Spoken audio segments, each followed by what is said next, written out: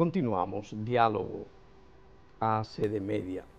27 reformas en todo el tiempo y se concluye por parte de los expertos, de los que saben del tema, en que ninguna ha tenido la profundidad necesaria para reordenar lo que tiene que ver con el sistema tributario nacional, con lo que tiene que ver con los impuestos, con lo que tiene que ver con la transparencia, con el mejoramiento de los ingresos que se procuran por vía de los impuestos, de las recaudaciones, y eso obliga a plantearse muy seriamente, incluso ante el tema de lo que muchos apuntan como falta de voluntad política, de la reforma fiscal.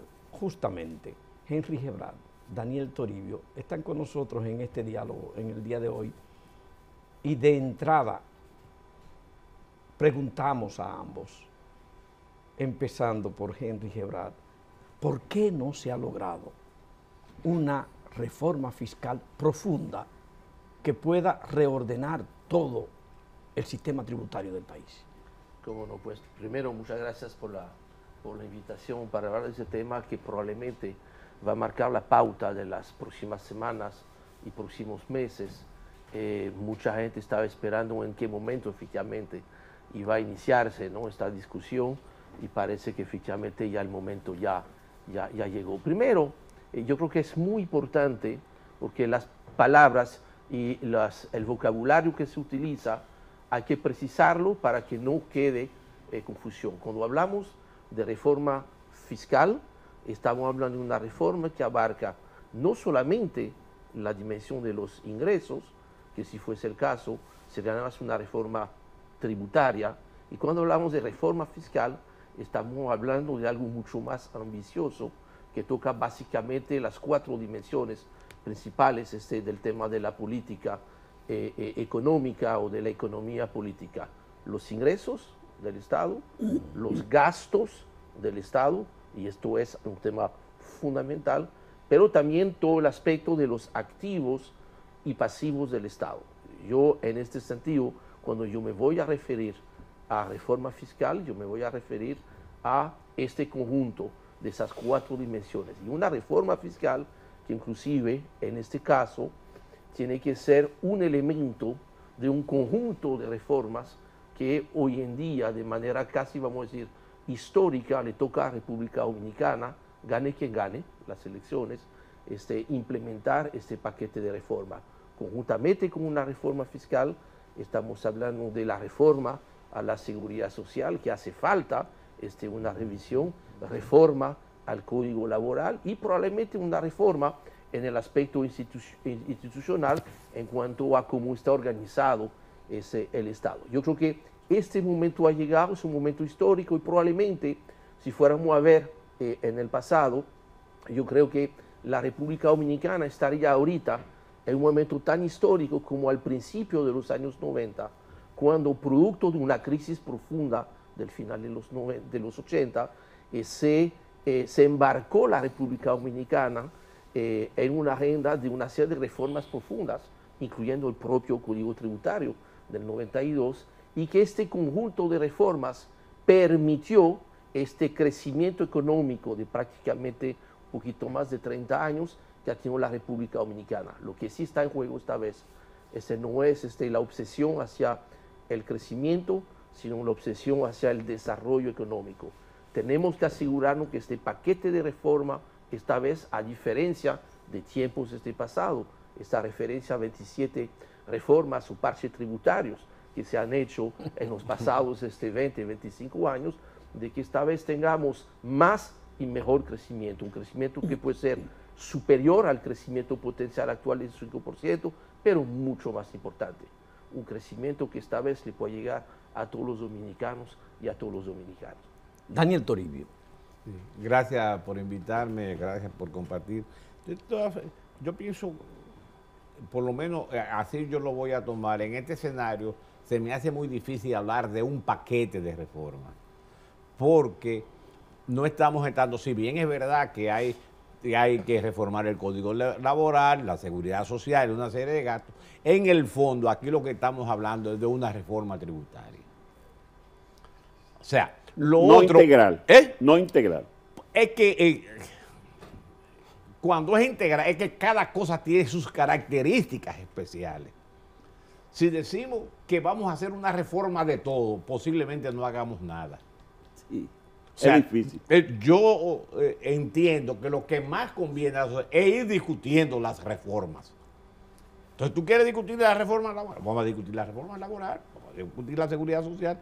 Pero en este momento, cuando, y esa fue un poco la introducción, cuando se está hablando de reforma, la mayoría de la gente no quiere entrar al tema de que al fin y al cabo lo que se está pensando son en ingresos. En cómo el gobierno tiene más ingresos. Yo veo otra parte, que para tú buscar más ingresos, tú tienes que darle algo a la población. Y darle algo a la población es qué tú estás haciendo con el gasto. Porque reconozco que desde digamos, de la Estrategia Nacional de Desarrollo, que es de la Ley 1 del 2012, se ha venido planteando la necesidad de una reforma tributaria fiscal. Lo que pasa es que muchas veces, porque los ingresos no dan. Ahora la pregunta es, ¿no dan porque se recauda poco o no dan porque se gasta mal? Entonces, yo prefiero ver el tema del gasto. ¿Qué estamos haciendo con el gasto? Fíjate, solo tres indicadores muy elementos. ¿Cómo tú le explicas a la persona que paga impuestos, que debe pagar más impuestos o recaudarse más, si tú tienes que darle a la CDE, por ejemplo, algo así como 120 millones de dólares todos los meses, para que tenga pérdidas e incrementos de pérdida todos permanentemente y con un incremento de sueldos y salarios? O sea, ¿cómo tú le explicas a la población que es para eso que tú estamos? ¿Cómo tú le explicas a la población, por ejemplo, que el Banco Central del 2021 al 2023 ha tenido pérdida de 160 mil millones de pesos? Pérdida del Banco Central. Esa pérdida en el fondo se le va a imputar al gobierno. Solo el Banco Central debe más de 1.2 billones de pesos, millones de pesos. Y eso son deudas, quieras o no, del fisco. Y si además tú tienes, solo para poner ejemplo, que casi un cuarto de tus ingresos lo está destinando a sueldos y salarios, un cuarto de tus ingresos a intereses, cuando estamos hablando de gasto de capital te está quedando muy poco. Entonces el problema aquí es definir, y ese es el criterio que yo tengo, es definir en qué vamos a gastar los dineros, de qué forma lo estamos gastando. O sea, podemos vender políticamente una reforma que implique mayores ingresos para el gobierno cuando los gastos no son exactamente lo que la población esperaría. Eso es un tema a discutir. Ahora, por el lado de una reforma impositiva, entonces habría que pensar hacia dónde debe orientarse. Porque yo la verdad es que digo, yo siempre tengo, y a mí me disculpan esa expresión, que es muy fácil pintar pajaritos, el problema es ponerle el pico y que coma. O sea, entonces, ¿hacia dónde vamos a buscar los ingresos? Los ingresos nada más tú los tienes de tres fuentes. O del gasto, o de los ahorros, o de los ingresos. Digo, o del patrimonio. ¿Cuál es el espacio que tenemos? Bueno, aquí entonces entramos a lo que la gente nos suele llamar el gasto tributario, que es la cantidad de dinero que deja de pagar, que definido un impuesto determinado es la cantidad de dinero que por otras leyes se dejan de pagar. Y de ahí estamos hablando de casi el 4% del Bruto Interno. Y tú dices, bueno, pero esas excepciones vamos a eliminarlas. Sí, pero la mitad de ese gasto tributario es en ITEVI. Entonces vamos a incrementar el ITEVI. Y incrementar el ITEVI a qué cosas que no están grabadas hoy en día. La medicina, por ejemplo. La medicina, por ejemplo. Bueno, la educación no está grabada. O sea, hay una serie de cosas que no están grabadas. ¿La vamos a grabar? ¿O eso no está en discusión? Pero entonces, por lo que dice, se puede convenir en lo que dice Daniel Toribio con lo que dice Henry Gebrat, de que ciertamente se requieren varias reformas pero hay que resolver el tema de la reforma fiscal. No, yo lo que digo es, yo no digo que ese sea el prioritario o el no prioritario, no lo discuto, pero que son cosas distintas. Entonces, si tú me pides a mí que te hable de la reforma laboral que debería hacerse, yo todavía no estoy claro cómo debería hacerse. Entonces, no es mi expertise, no es mi posibilidad de estar opinando sobre el tema. ¿Cómo mejoramos la distribución del ingreso? Sí, también, pero eso tiene que ver con el gasto, por ejemplo. Pero son cosas como esta. ¿Cómo yo le puedo explicar a la población, al que me está viendo, que hoy en día el gobierno esté dando pensiones solidarias?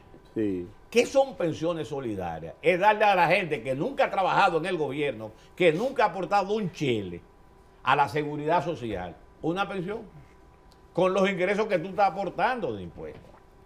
Entonces, ¿cómo tú justificas, le justifica al dominicano que está pagando sus impuestos, que esos impuestos se están utilizando para dárselo a una gente que nunca ha pasado por el gobierno, 80,000, 90,000? Pero parece que eso es legal porque el gobierno lo ha estado dando libremente.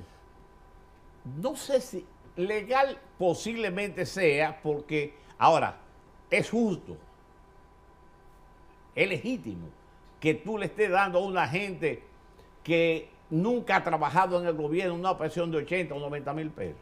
Henry Gebrard, componentes de una posible reforma fiscal. Bueno, precisamente yo creo que, como muy bien lo estaban planteando en el segmento anterior, lo que creo que va a ser fundamental para que esta reforma, independientemente de la intensidad que pueda tener, se pueda implementar y tenga éxito, es que hay que crear, y eso hace falta, y no digo que sea fácil, hay que crear el relato de esta reforma. ¿Para qué se está haciendo estas reformas? ¿Cuáles son los objetivos de esta reforma? ¿Cómo quedaría el país, la sociedad, cada uno de nosotros, de tener una reforma exitosa? ¿Cómo se va a medir este éxito?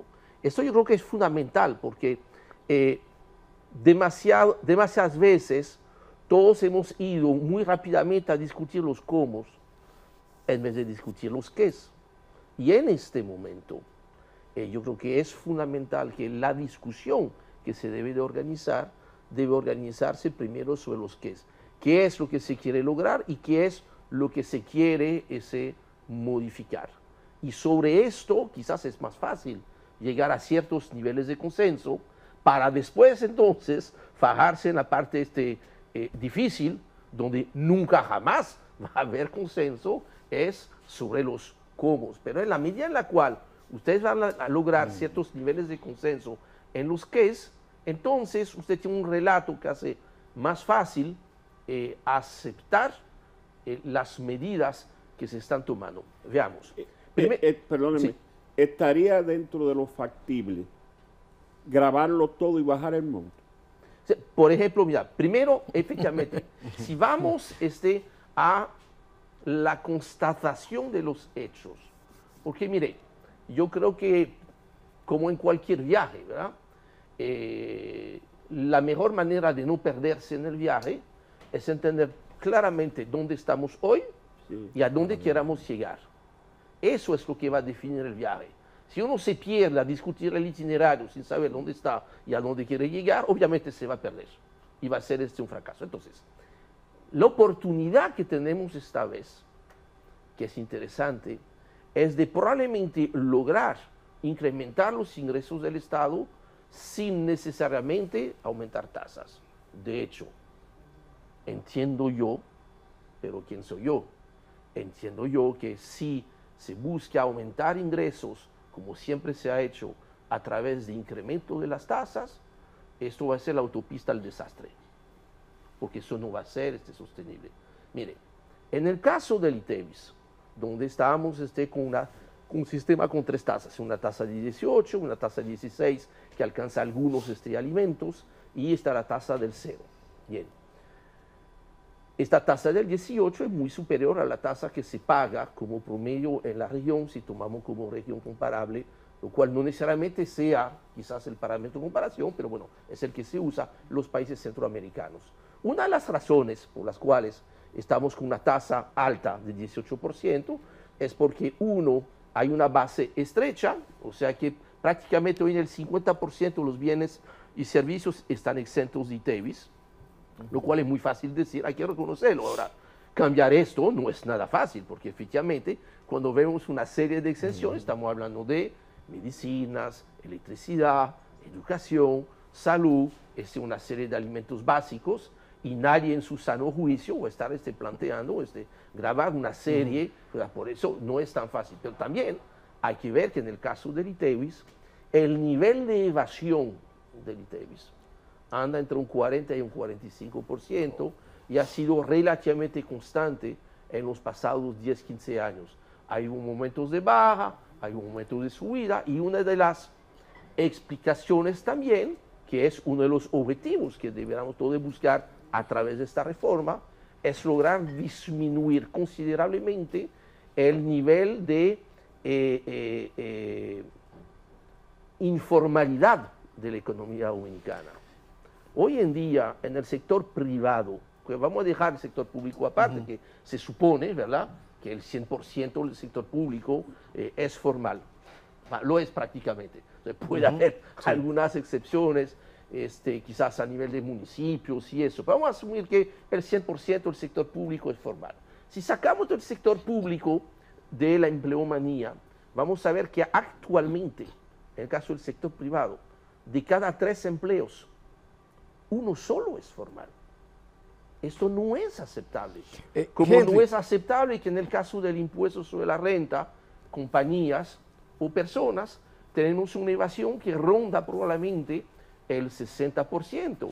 Si a eso añadimos el nivel de pérdidas del sector eléctrico, cuya principal razón no es tanto el tema tarifario, aunque sí puede haber algo en la tarifa, es sobre todo el caso de que prácticamente el 40% de la energía servida no se cobra. Entonces, debemos de pensar en una reforma que permita tener una mayor cobertura y reducir la informalidad, porque si no, entonces usted va a estar en esta carrera de seguir incrementando tasa, y más se incrementa tasa, y más se incrementa el incentivo a ser informal y a evadir el impuesto. Por esto hay que pensar en algunos casos muy bien estudiado. El caso del ITEVIS y el caso del impuesto a la renta a las compañías, especialmente las pymes, no es verdad, señores, de que las empresas micro y pequeñas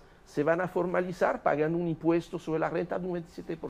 Mira, Henry, Daniel tocaba ahorita que es muy fácil pintarle el pico al pájaro, lo difícil es ponerlo a comer. Y entiendo que tienes razón en esto, porque es muy fácil que hablemos de reforma fiscal. Sin embargo, hay un tema con la informalidad de la economía que tenemos que tomar en cuenta. Es muy difícil tú lograr que la población pague los impuestos de la manera adecuada, porque siempre van a tener rejuego con la informalidad de la economía. O sea, tú no vas al supermercado, tú vas a un sector que te permita pagar, evitar esos impuestos de una manera u otra. ¿Hay algún plan a futuro en la posible reforma fiscal?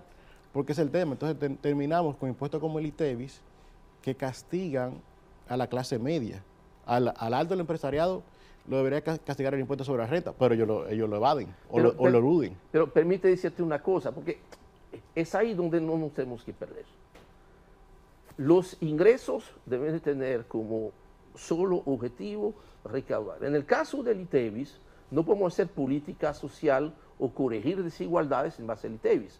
La única virtud que va a tener el ITEVIS es recaudar, recaudar, recaudar, recaudar. Lo que sí es fundamental para resolver desigualdades es tener entonces la cantidad y sobre todo la calidad de gasto suficiente para efectivamente atender las desigualdades. Entonces, por eso que el tema, y ahí completamente de acuerdo contigo, no podemos tener una discusión divorciada del tema de los ingresos y de los gastos. Y en la medida en la cual va a haber una mejor ejecución del gasto, hace más fácil y más natural para la gente de que haya un pago de impuesto.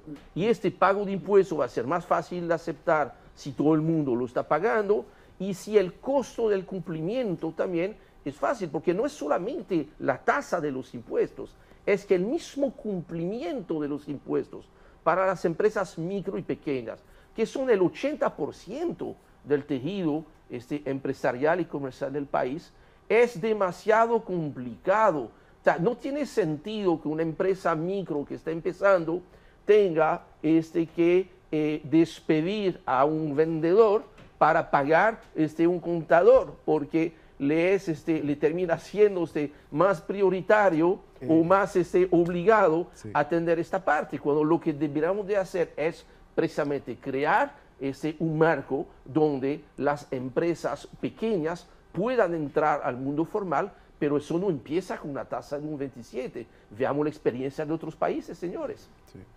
Daniel, gastos. Se habla de la necesidad de mayores ingresos. Se habla de la necesidad de transparentar todo lo que tiene que ver con los ingresos a partir de enfrentar la evasión, de enfrentar el tema de los subsidios, que ya lo ha mencionado, el gasto, porque de repente hay un porcentaje demasiado alto de los ingresos que se está aplicando en pago de los intereses de la deuda, se siguen tomando préstamos que todavía la población no entiende cómo se combina una cosa con la otra. Hay un crecimiento económico, como apunta Henry, que la gente no sabe todavía cómo se come eso, cómo le beneficia eso y cómo contribuye eso al desarrollo. Ingresos para gastar y no para desarrollar los gastos, la inversión de capital, los ingresos y la transparencia. ¿Cómo se pueden tratar desde una reforma fiscal? Mira, yo estoy de acuerdo con Henry en lo que plantea. O sea, hay que definir para qué que queremos más ingresos. Porque no se está claro para qué queremos más ingresos. O sea, los ingresos que dan, porque nosotros entramos en consideraciones de tipo filosófica, que si la presión tributaria está en 15, que si está por debajo del arribo, todo eso es verdad. Todo eso es verdad. Ahora, ¿para qué necesitamos más ingresos? Ese es el tema. O sea, ¿para qué necesitamos más ingresos? Para seguir dando los subsidios al sector eléctrico de 120 millones de dólares semanal. Mira, y ahí hago una consideración sobre el sector eléctrico. Mira, el sector eléctrico, cuando hablo del sector eléctrico, estoy hablando fundamentalmente de la distribuidora. En el 2003, no, antes, en el 1999, aquí se hizo la capitalización de la empresa pública, entre ellos las distribuidoras. Sí. Tú dices, bueno, pero fue la capitalización la que produjo eso. No, al contrario, fue la recompra de las EDES. En el 2003, entonces, como Unión Fenosa, que era la empresa que manejaba la distribución, no podía dar pie con bola con la distribución, en vez de permitir que se declarara en quiebra, o sea, tú quebraste y ya. Nosotros recompramos la distribuidora en 380 millones de dólares. Se la recompramos a Unión Fenosa. Hoy en día estamos pagando esa culpa todavía y entonces tenemos eso como una cuota política. Y la sociedad dominicana, el que me está viendo, no está tan convencida, creo yo, porque no lo estaría yo, de que eso sea así. Componentes de una posible reforma que pudiéramos tener, Daniel Toribio. Mira, yo analizaría, si me tocara a mí hacer la arquitectura de una reforma, yo vería a ver qué podemos hacer con las exenciones fiscales que se le otorgan a muchas de las empresas en el país. Eso te va a dar mucho dinero, no en un principio, porque todo el mundo va a argumentar el criterio de derecho adquirido. Entonces hay empresas que tienen 15 años de exención y es en 15 años que tú le vas a poder quitar ese derecho adquirido, a menos que tú tomes una decisión que va a ir a los tribunales de eliminar la exención que ya le aprobaste. En el caso del turismo. En el caso, ese es un caso, por ejemplo. En el caso del turismo, y en el caso del turismo, pienso yo, también hay mucho que ver con las regulaciones, porque hay mucho, el tema es que muchas de las exenciones originan vasos comunicantes.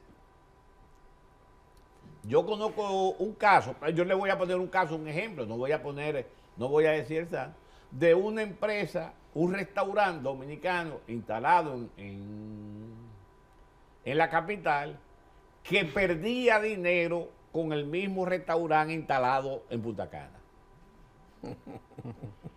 Y tú dices, ¿cómo tú tienes un restaurante perdiendo dinero en Punta Cana y ganando dinero aquí?